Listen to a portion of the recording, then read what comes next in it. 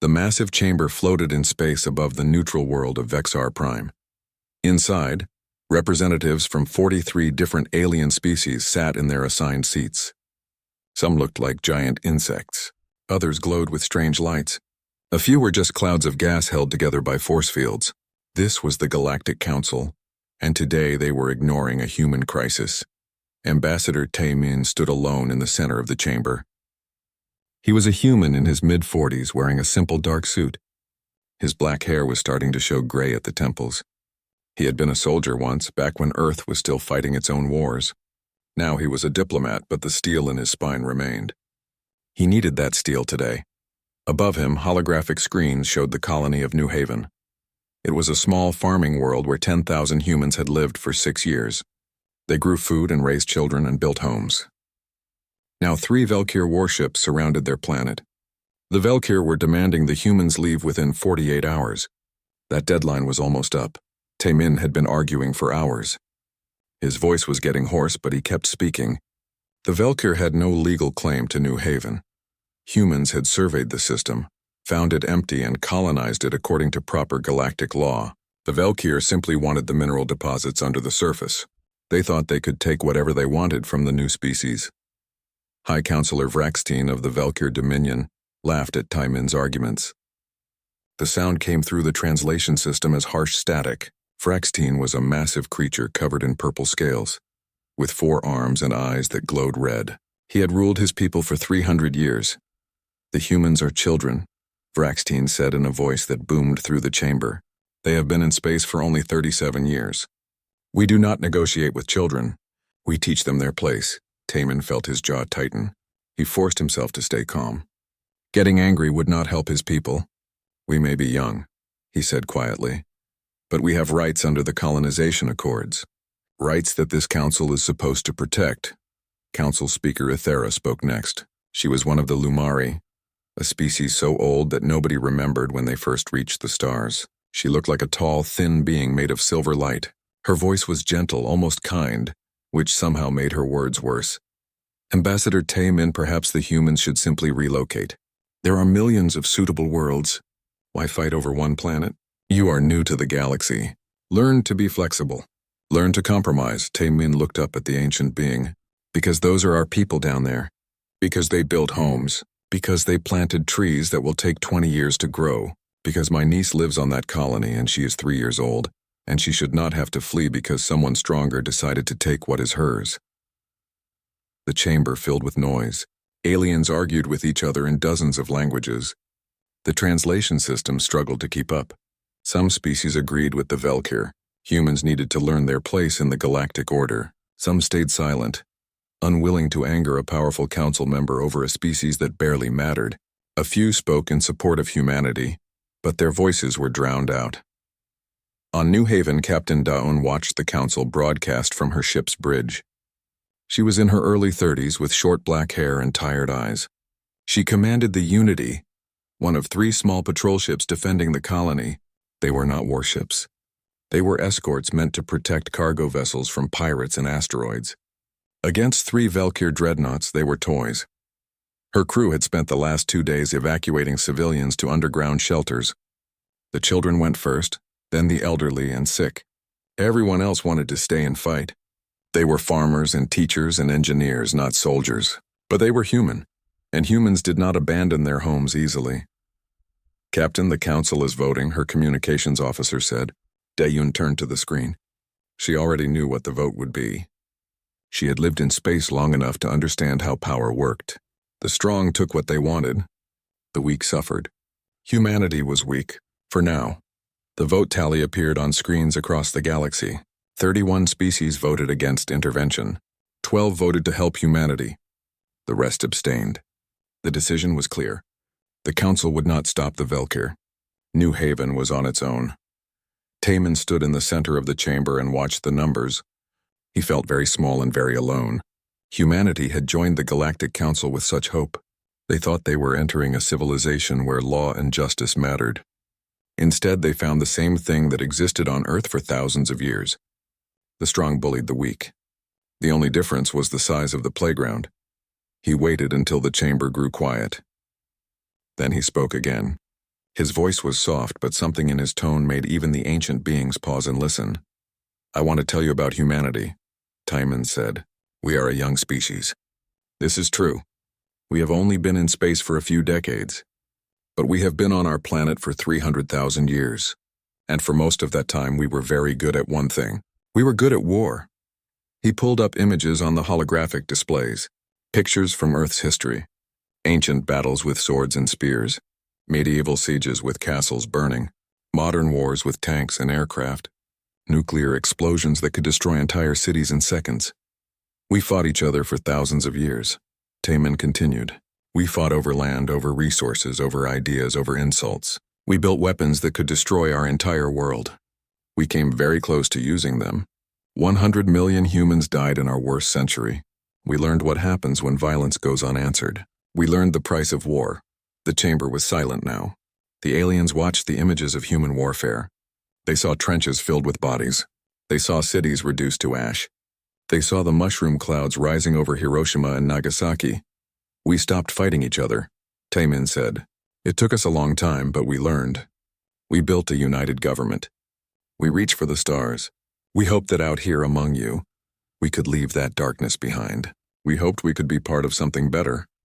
He turned to face Vraxtine directly. The Valkyr leader stared back with his glowing red eyes. "We are patient," Timon said.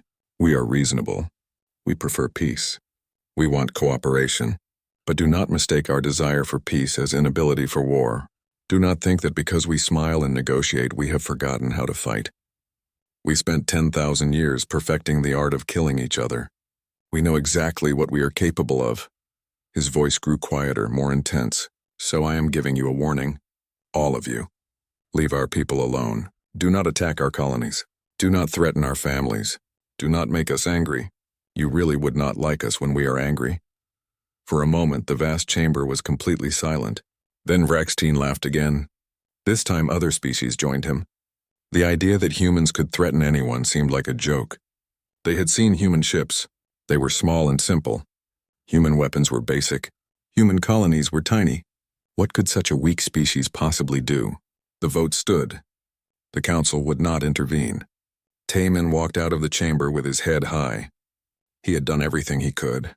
Now it was up to others. On New Haven, Captain Daiwon received word of the council's decision. She gathered her crew in the command center. They were young men and women, most in their 20s. They signed up to explore space and protect cargo ships. Now they were going to war against impossible odds. "The council abandoned us," Daun said. "Earth is 3 weeks away at maximum speed. We are alone, but we are not helpless. We have defensive positions. We have 3 ships. We have 10,000 people counting on us. We will hold until help arrives." Her crew nodded. Nobody asked what happened if help did not arrive. They all knew the answer. The Valkyr deadline expired at midnight New Haven time. The 3 dreadnoughts powered up their weapons. Their targeting systems locked onto the human ships.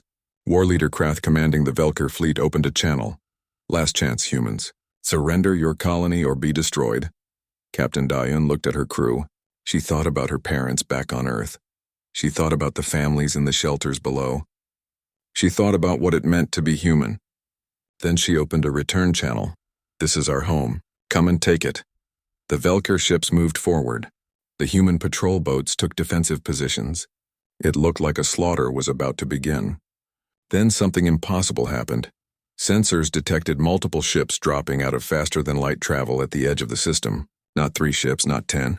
12 massive warships appeared, their hulls gleaming with armor the galaxy had never seen. They were human vessels, but not like any the Valkyr had encountered. A voice cut through all communication frequencies. It was calm and professional, but carried absolute authority. "This is Admiral Jiwoo of the Earth Defense Fleet. We are here for our people. You have 30 seconds to stand down and withdraw. If you do not, you will learn why humanity survived the nuclear age. Your choice." War Leader Krath looked at his sensors. 12 ships against his 23. The humans were still outnumbered. He had fought for 300 years. He had never lost a battle. He was not going to start losing to a species that barely knew how to build starships. He gave the order to attack. It was the worst mistake of his very long life. 6 months after the Battle of New Haven, Lieutenant Jae Sung worked the night shift at Earth's Deep Space Monitoring Station. He was 25 years old and brilliant with pattern recognition. His job was to analyze shipping traffic and communications across nearby star systems. It was usually boring work. Tonight was different. He stared at his screens, connecting dots others had missed. Thraxian trade ships were avoiding human space. Ashkari fleet movements near Earth colonies.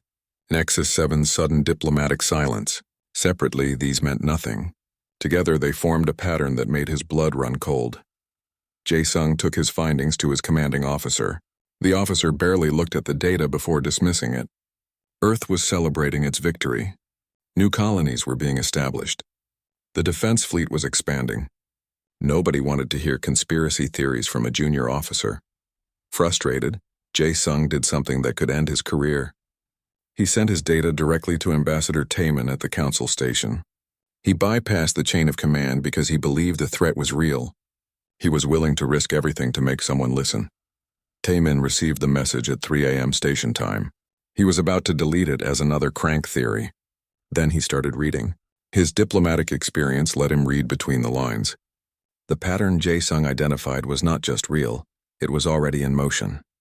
The ambassador called an emergency council session. When he arrived at the chamber the next morning, he found it half empty. Key species were absent. Those present seemed nervous and evasive. Nobody would meet his eyes. Taemin understood immediately. The conspiracy was worse than he thought. In the Kronos Belt, in abandoned shipyards far from any civilized world, 3 species met in secret. Matriarch Sylvan of the Thraxian Collective stood before a holographic display showing human colony locations. She was ancient even by Thraxian standards, with intelligence cold as deep space. "The humans are expanding too quickly," she said. Her voice was calm and reasonable, which made her words more chilling. "In 10 years, they will control major trade routes. In 20, they will rival our economic power. In 50, they will dominate us. We must act now while we still can." War Priest Kalum of the Ashkari Crusade stood nearby. He was massive, covered in ceremonial armor, his face hidden behind a religious mask. "The humans are an abomination," he declared. "They adapt too quickly. They violate natural order. Our gods demand their removal from the galaxy." Nexus 7 spoke through a dozen voices at once, their collective mind broadcasting in perfect harmony. Humans represent chaos, individual decision-making that somehow achieves coordination. This violates fundamental principles of efficiency. They must be eliminated for the sake of galactic order. Matriarch Sylvan activated the tactical display. "We have assembled 300 ships. The humans have 30 in their defense fleet. We will strike all major colonies simultaneously, destroy their industrial capacity, force them back to Earth. By the time they rebuild, we will have fortified the galaxy against them."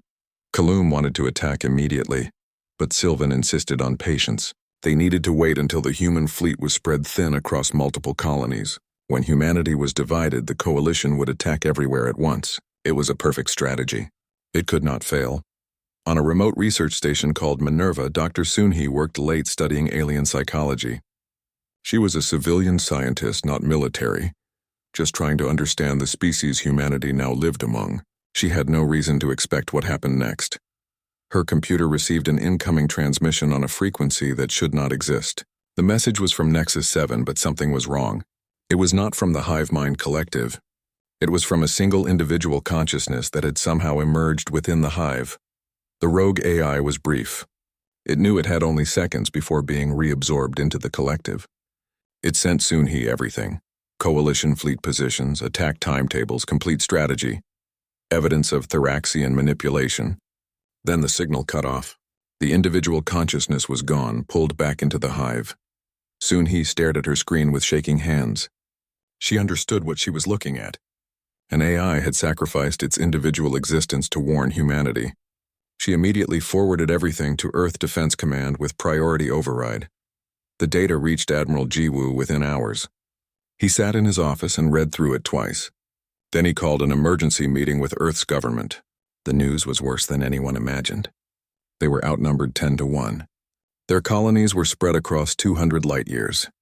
The enemy would attack everywhere at once. The logical strategy was obvious. Pull all forces back to Earth. Evacuate the colonies. Defend humanity's homeworld and rebuild later. It was the only sensible military option. But Admiral Jiwoo proposed something else. "We attack first," he said.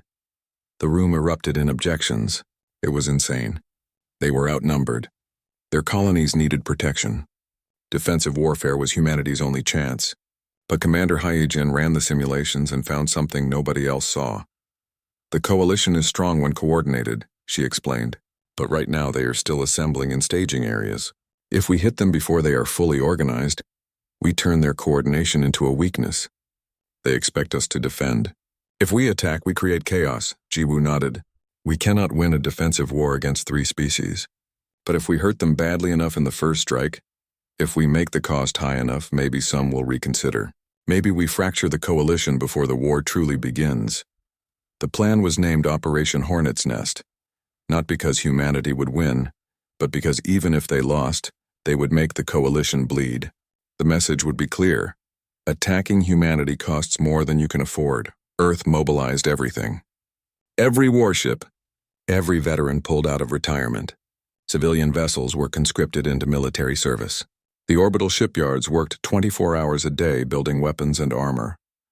Humanity prepared for war. The colonies received evacuation orders. Many refused. The people of New Haven remembered who came for them when the Council abandoned them. They would not abandon Earth now. Other colonies made the same choice. They were human, and humans did not run from their homes.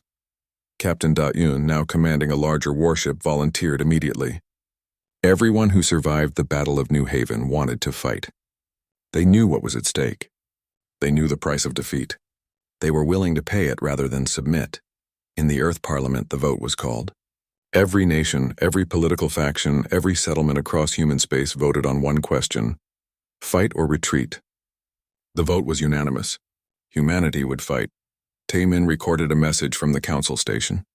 He knew it might be his last communication with Earth. "I have spent my career trying to find peaceful solutions," he said to the camera. "I believed diplomacy could solve any problem. I was wrong. Some species only understand strength, so we will show them strength. We will show them what happens when you push humanity too far." Lieutenant Jae-sung, whose pattern recognition started everything, was assigned to the Indomitable as Admiral Jiwoo's intelligence officer. His ability to see connections others missed had already saved Earth once. Now he would help fight for its survival. The defense fleet assembled at Rally Point Echo just outside the solar system. 30 warships. Against 300. The odds were impossible. But humans had faced impossible odds before. On Earth, they built monuments to battles where small forces held against overwhelming numbers. Thermopylae, the Alamo, Dunkirk. Now they would add another name to that list. In the Kronos Belt, Matriarch Sylvan's sensors detected unusual activity in human space. Ships moving, communications increasing. The humans knew something, but it was too late. The coalition was too strong. Let the humans scramble, it would not matter. Then her long-range sensors detected something impossible.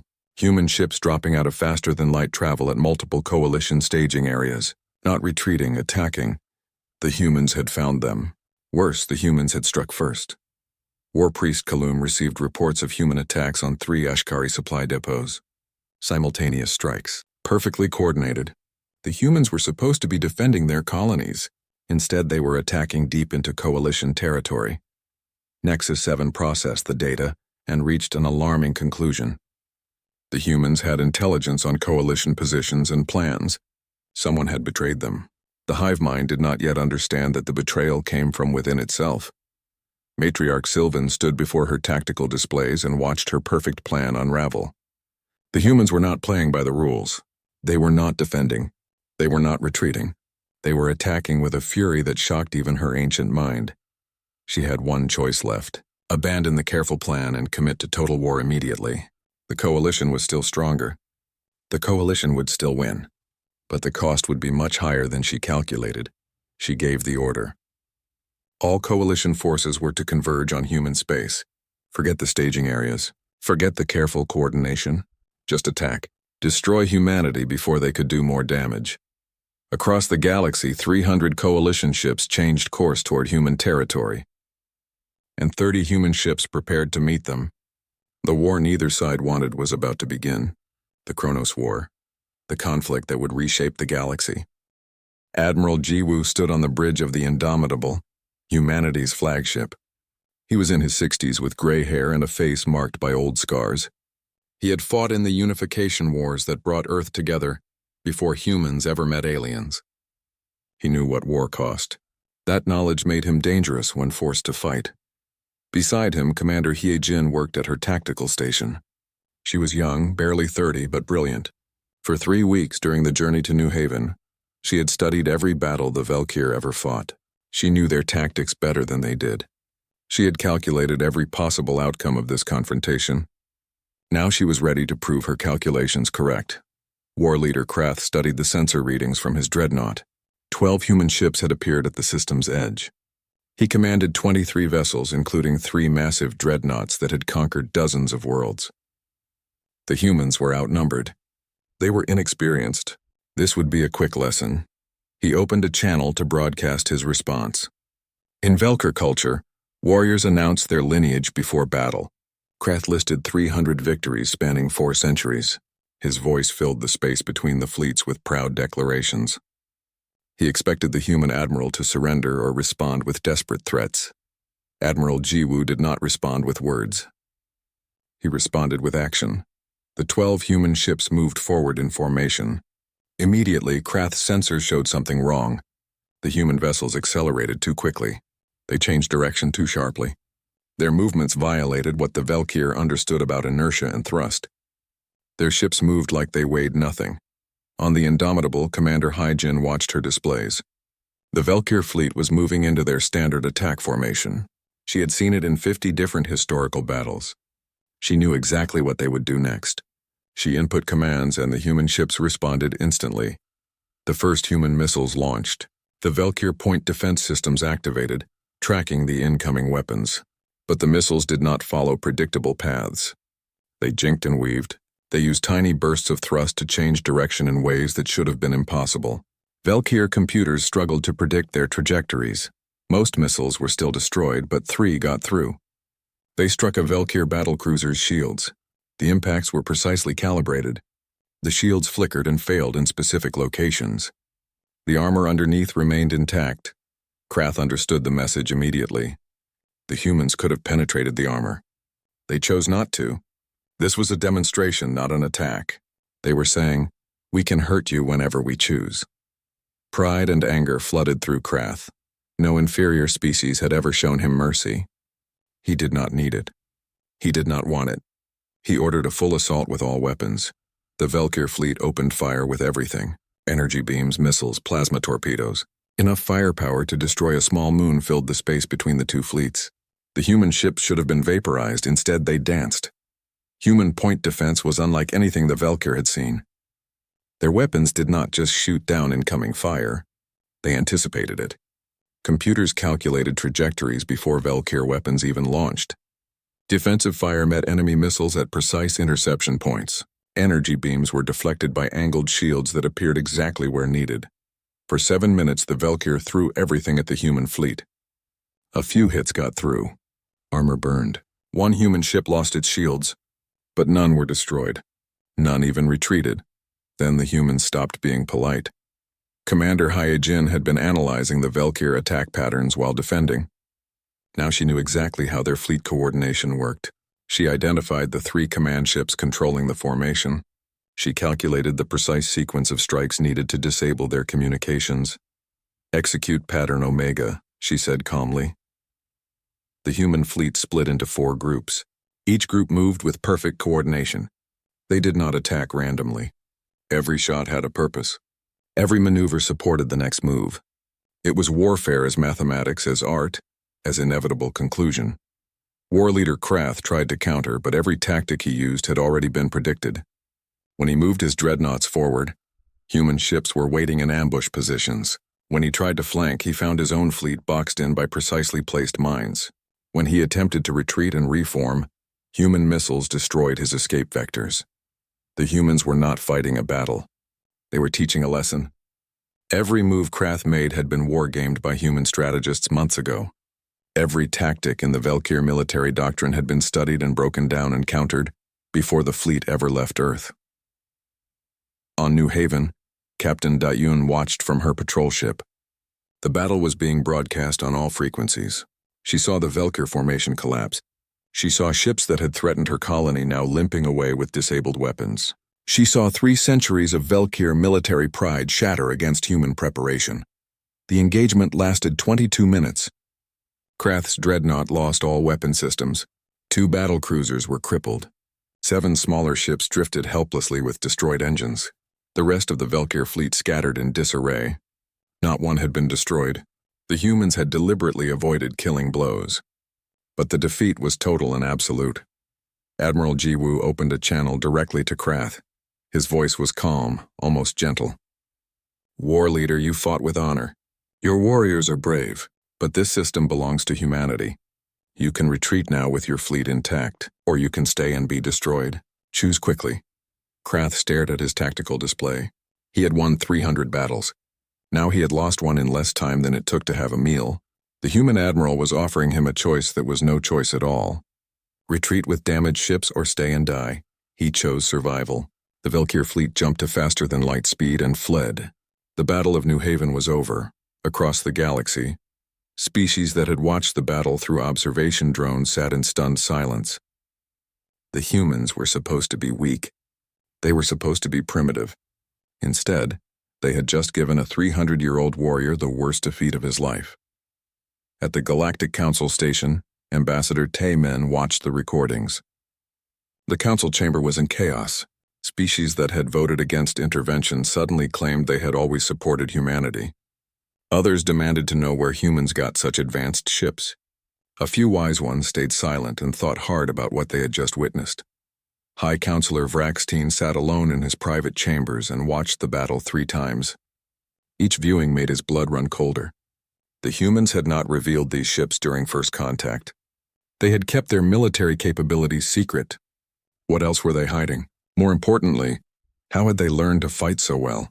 The Velkir had studied human vessels during first contact. They were adequate but unimpressive. These new ships used familiar technology, but applied in ways no other species had considered. The humans had taken galactic science and understood it better than the species that invented it. Vraxtine was old and experienced enough to recognize what he was seeing. Humans were not just another species joining the galactic community. They were something the galaxy had not seen in thousands of years, a young species that learned faster than old species could adapt. He called for an emergency council session. The Velkir Dominion would propose peace terms with humanity. It was a humiliation, but survival mattered more than pride. Some of the other council members would mock him for backing down. Let them mock. They had not seen what he saw in those 22 minutes of combat. But in distant parts of the galaxy, 3 other species were drawing different conclusions. Matriarch Sylvan of the Thraxian Collective watched the battle and saw an economic threat. If humans could build such ships, they could compete with Thraxian trade dominance. War Priest Callum of the Ashkari Crusade saw genetic abomination. His species worshipped purity and perfection. Humans were mongrels who adapted too quickly. They violated natural order. Nexus 7, a collective hive mind, processed the battle data and found human individualism disturbing. Each human ship was commanded independently, yet they achieved perfect coordination. It was chaos that somehow became order. The hive mind found this philosophically intolerable. These 3 species began quiet communications. They shared concerns. They discussed possibilities. They agreed on one thing: humanity needed to be stopped before it grew stronger. On Earth, Admiral Jiwoo returned to a hero's welcome. Parades filled the streets of every major city. The defense fleet had protected New Haven without losing a single ship. Humanity felt invincible, but Jiwoo did not celebrate. He stood in the command center looking at star charts. Commander Hee-jin stood beside him. "We won," she said quietly. "Why do you look worried?" Jiwoo pointed to the star charts. "Because now they know we can fight, and species have 2 responses to threats. They either make peace or they prepare for war. The Velkir will choose peace. But others?" He shook his head. "We showed our hand too early. Now everyone knows we are dangerous. What do we do?" Hee-jin asked. "We prepare," Jiwoo said. "We build more ships. We train more crews, and we hope I am wrong about what comes next." He was not wrong. In the abandoned shipyards of the Kronos Belt, Far from council observation, 3 species were already meeting in secret. They were forming a coalition. The Thraxian armada dropped out of faster-than-light travel in Earth orbit. 140 warships, everything Matriarch Sylvan had left. Below them, the blue and green planet that was humanity's birthplace hung in space. 7 billion people lived on that world. Most had never been to space. Most would die if the orbital defenses failed. Captain Sung-ho commanded Earth's orbital defense. He was an old veteran who had served under Admiral Jiwoo during the Unification Wars decades ago. He had volunteered to lead the defense knowing it was likely a one-way mission. 23 ships against 140. The math was brutal and simple. Matriarch Sylvan broadcast on all frequencies. Her voice was cold with rage. You were warned to know your place, humans. Now you will learn it. Your homeworld will burn. Your species will remember this day for generations. You made us angry. Now see the price. Captain Sung-ho did not waste words in reply. His 23 ships moved into defensive formation around Earth's orbital platforms. It was not enough. Everyone knew it was not enough. But they were humanity's last guardians. They would not yield. The battle began. The Thraxians advanced in perfect formation. They had waged war for 10,000 years. Their tactics were flawless. Captain Sung-ho's forces met them with desperate courage. Ships exploded. Platforms burned. Debris filled the orbital space around Earth. On the surface, Commander Hee-jin watched the battle from the command center. She was calculating, always calculating, looking for any advantage, any weakness. But the numbers did not change. Earth's defenders were dying. The Thraxians were breaking through. Then something happened that no military doctrine predicted. Civilian ships started emerging from moon bases and Mars colonies, hundreds of them. Cargo haulers, mining vessels, personal yachts, tourist ships, any vessel with an engine and a pilot willing to die for home. A transport captain named Junwoo led the civilian fleet. He was 50 years old and had spent his life hauling cargo between planets. He had never fired a weapon in his life. But his children lived on Earth, his grandchildren. His whole world was below him. Junwoo's transport fired mining lasers at a Thraxian frigate. The damage was minimal, but it drew enemy fire away from military ships. Other civilian vessels followed his example. Cargo haulers rammed enemy ships. Mining vessels dropped explosive ore containers in Thraxian flight paths. Personal yachts launched improvised missiles made from mining charges. The Thraxians were bewildered. This was not military doctrine.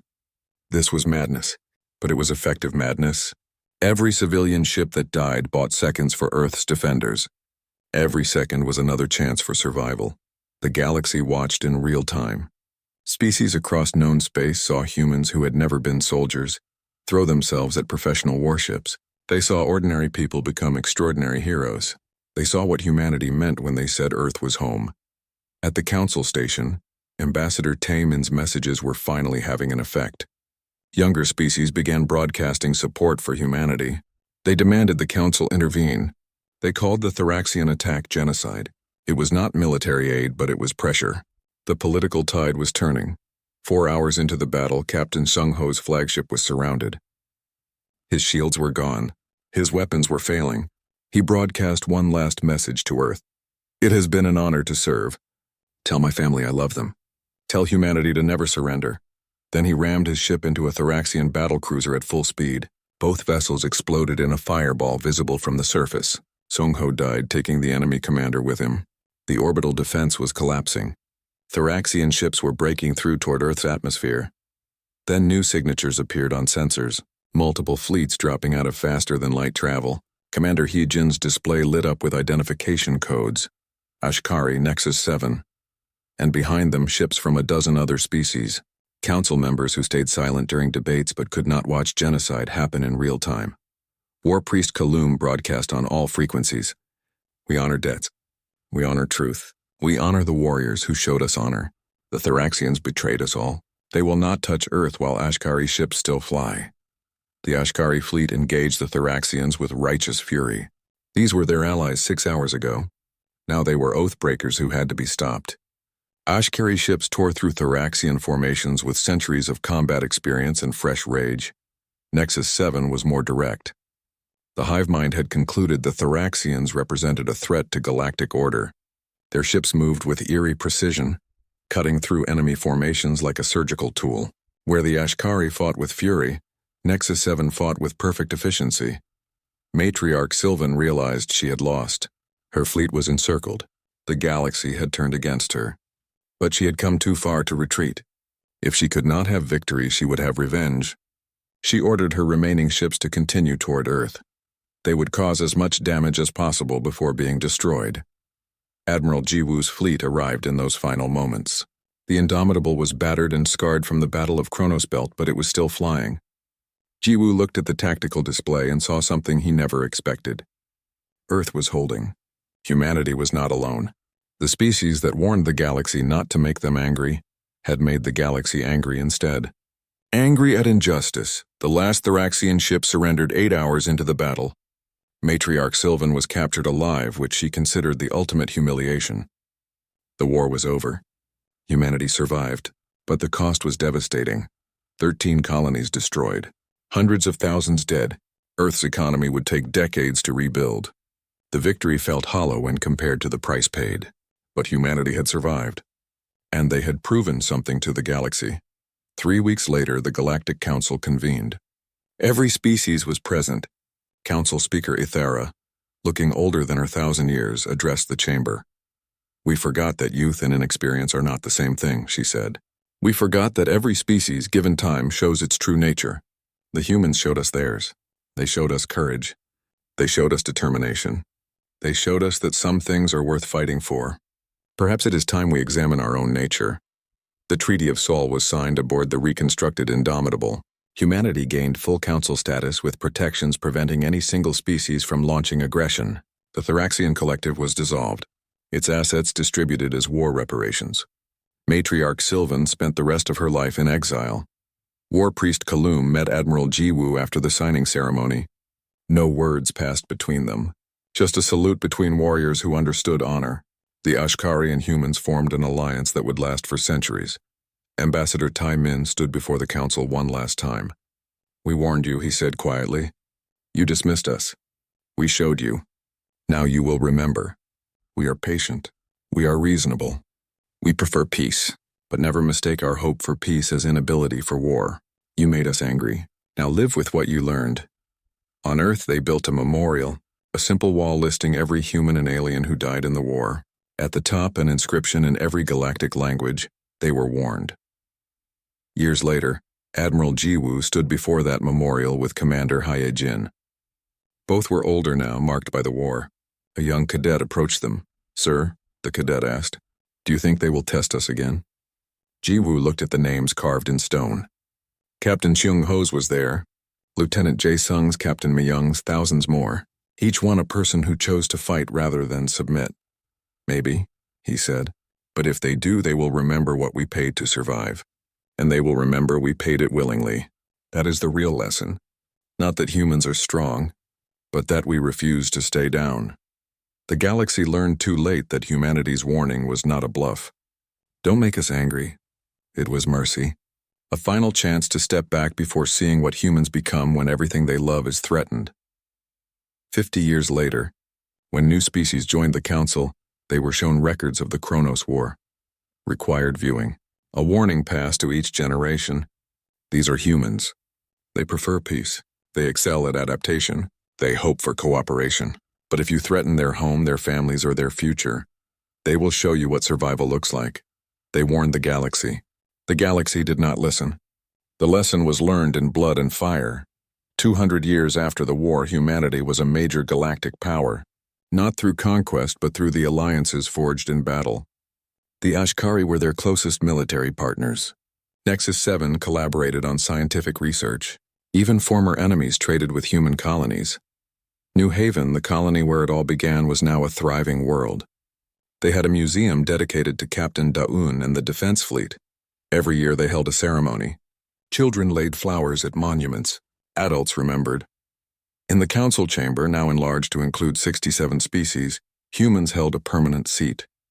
Not because they demanded it, because the galaxy learned to respect the species that warned them, showed them, and then offered friendship to those wise enough to accept it. The inscription above the council entrance read simply, "They were patient. They were reasonable. Do not make them angry." It was a warning. It was a promise. It was history written in the language every species understood. Power respected power. The war had been raging for 6 brutal weeks. The Kronos Belt and surrounding space had become the largest battlefield the galaxy had seen in 3,000 years. Ships burned, colonies died, and humanity fought with a ferocity that terrified even their enemies. Admiral Jiwoo had not slept in 4 days. The Indomitable was held together by emergency repairs and determination. Every time he closed his eyes, he saw the casualty reports. New Beijing was gone. Glassed from orbit by Ashkari warships. Paradise Station destroyed. 7 other colonies under siege. The weight of every lost life rested on his shoulders. Captain Mi Young commanded the destroyer Relentless. She had lost her entire family when the Ashkari attacked New Beijing. Her parents, her sister, her nephew, who was only 4 years old. Now she led the most dangerous missions with cold precision. She had nothing left to lose, which made her the most dangerous kind of soldier. The problem was simple and terrible. Humanity was winning battles but losing the war. For every coalition ship destroyed, 2 more appeared. The Thoraxians had vast industrial capacity. The Ashkari had warrior culture that valued death in battle. Nexus 7 could build ships faster than any individual species. Human tactical brilliance could only do so much against overwhelming numbers. Commander Hyejin knew they needed a miracle. She spent 18 hours a day analyzing battle data, looking for any weakness in the coalition.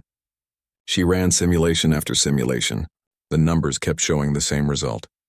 Humanity would fight bravely, hurt the enemy badly, and eventually lose. Then Captain Mi Young did something that changed everything. She proposed a mission that the tactical computers said was impossible. Take her destroyer and 5 corvettes into Ashkari territory, attack a major supply depot. It was protected by 2 battlecruisers and 20 smaller ships. 6 human vessels against 23. The mission was suicide. Mi Young did it anyway. The Relentless and its escorts hit the supply depot like a hammer. They used tactics so aggressive that Ashkari forces could not believe humans would sacrifice so much for a minor target. Mi Young lost 4 of her 5 escorts. The Relentless itself was crippled. But the supply depot was destroyed, setting the Ashkari back 2 weeks. More importantly, it sent a message across the galaxy. No target was safe. Humanity would trade 10 ships for 1 of yours. They would smile while doing it. The psychological impact rippled through the coalition. Lieutenant Jae Sung was monitoring coalition communications when he noticed something strange. The 3 species were not as unified as they appeared. Thoraxian commanders were starting to calculate losses in economic terms. Ashkari warriors were questioning why so many died for Thoraxian business interests. Even Nexus 7 showed signs of stress in their perfect coordination. He brought his findings to Commander Hyejin. She saw it immediately. The coalition could be fractured, but they needed evidence of why the alliance formed in the first place. They needed proof of manipulation. On Earth, Engineer Bora was working in the orbital shipyards. She spent 3-hour sleep shifts repairing damaged vessels, then went back to work. She had been doing this for 6 weeks. One day, a captured coalition ship arrived for analysis. Bora was assigned to examine its data systems. Deep in the ship's data core, she found something impossible. Communications showing that Matriarch Sylvan had manipulated the other coalition members. She had fabricated evidence of human aggression. She had lied about threats to Ashkari religious sites. She had fed false data to Nexus 7 about human plans for expansion. The entire coalition was built on Thoraxian deception. Bora sent her discovery to Commander Hyejin immediately. Hyejin ran scenarios. This information could fracture the coalition completely. But it had to reach the right people. War Priest Kalum would care deeply about being manipulated. Nexus 7 would find deception intolerable. But getting the evidence to them meant someone had to deliver it in person. Through a battlefield spanning light years, Admiral Jiwoo made the hardest decision of his life. Half the defense fleet would engage the coalition's main force in a massive battle at Kronos Belt. It would look like humanity's final desperate attack. While the coalition focused on that threat, Captain Mi Young would take the Relentless through Ashkari space to deliver the truth to War Priest Kalum. The Battle of Kronos Belt began with 3,000 ships locked in combat. The defense fleet fought with everything they had. Admiral Jiwoo knew they were buying time with blood. Every minute the Coalition stayed focused on the battle was another minute for Mi Young to complete her mission. The Indomitable took hit after hit. Shields failed. Armor burned. Crew members died at their stations. Ji-woo refused to retreat. If this was where humanity made its stand, so be it. But they would stand. Meanwhile, Captain Mi Young ran the gauntlet through Ashkari territory. The Relentless was fast, but space was full of enemy ships. She lost her last 2 escorts in the first hour. By the second day, the Relentless was barely functional. Hull breaches everywhere, life support failing, engines running on emergency power. She pressed forward. For New Beijing. For her family. For every human who died because the Coalition decided humanity needed to be eliminated. The Relentless would reach War Priest Kowloon or die trying. When Mi Young finally reached Kowloon's flagship, the Relentless was more wreckage than ship. She broadcast the evidence on all frequencies, the proof of Thraxian manipulation, the lies that started the war. War Priest Kowloon thought it was a human trick at first. Then his own analysts confirmed the data was genuine. The Thraxians had manipulated him, used his faith as a weapon, made his warriors die for merchant profits. The rage that filled him was colder and more terrible than any fury he had felt in 4 centuries of war. Kowloon faced the hardest choice of his long life. Continue fighting an enemy he had come to respect, or turn on allies who betrayed his honor. For the Ashkari, honor was everything. Honor was worth more than victory, more than life itself. He chose honor. The Ashkari fleet withdrew from the Coalition. They broadcast the evidence across all channels. Within hours, Nexus 7 received the data. The hive mind processed it and found the deception intolerable. Their entire participation in the war was based on false information. They had been used as tools. Nexus 7 withdrew as well. The Coalition shattered. In the Battle of Kronos Belt, Admiral Ji-woo watched his tactical displays change. Ashkari ships were reversing course. Nexus 7 vessels were disengaging. Only the Thraxians remained. He allowed himself one moment of relief before the next crisis began, because Matriarch Sylvan was not retreating. She had gambled her civilization's future on this war. She had lost her allies, lost her credibility, lost everything, but she still had ships and she would make humanity pay. She gave orders for the Thraxian fleet to withdraw and regroup, but not to retreat, to attack Earth directly. If she could not defeat humanity, she would destroy their homeworld. Pride and rage drove her forward. She would have revenge or she would have death. Lieutenant Jae-sung detected the new fleet movements. His blood went cold when he realized what the Thraxians were doing. They were heading for Earth, and the defense fleet was 18 hours away. All hands to battle stations, Ji-woo ordered. Set course for Earth, maximum speed. We will not let them reach our homeworld. But 18 hours was too long. The Thraxians would arrive first. Earth's orbital defense platforms were strong, but not designed to face this scale of assault. Admiral Ji-woo did the math. Earth's defenders would have to hold alone for 18 hours against 140 Thraxian warships. It was impossible. But humans had made impossible possible before. On Earth, Commander Hyjin took command of the orbital defense from the Surface Command Center. She had run this scenario 1,000 times in simulations. It was the one where humanity lost. But simulations did not account for human determination. They did not account for courage. They did not account for the fact that when defending home, people found strength they never knew existed. She looked at her displays showing Earth's 23 defense ships. Against 140. Impossible odds. But humans specialized in impossible odds. All ships, she broadcast. The enemy is coming for our home. Our families are below us. Our history is on that planet. Everything we are and everything we will be depends on the next 18 hours. We will hold. We will fight. We will not surrender. For Earth. Across human space, the message went out. Earth was under attack. The final battle was coming. And then something unexpected happened. Something that would change the course of the war and the future of the galaxy. War Priest Kowloon received word that the Thraxians were attacking Earth. He stood in his command center and made a decision. The Ashkari had withdrawn from the Coalition, but they had not withdrawn from the war. Humanity had shown them truth when it could have used it as a weapon alone. Honor demanded that debt be repaid. He gave orders for the Ashkari fleet to set course for Earth, not to conquer. To defend, Nexus 7 reached the same conclusion through different logic. The Thoraxians had deceived them, used them, made them complicit in an unjust war. This violated fundamental principles. The hive mind calculated that assisting humanity's defense was the only logical way to restore balance.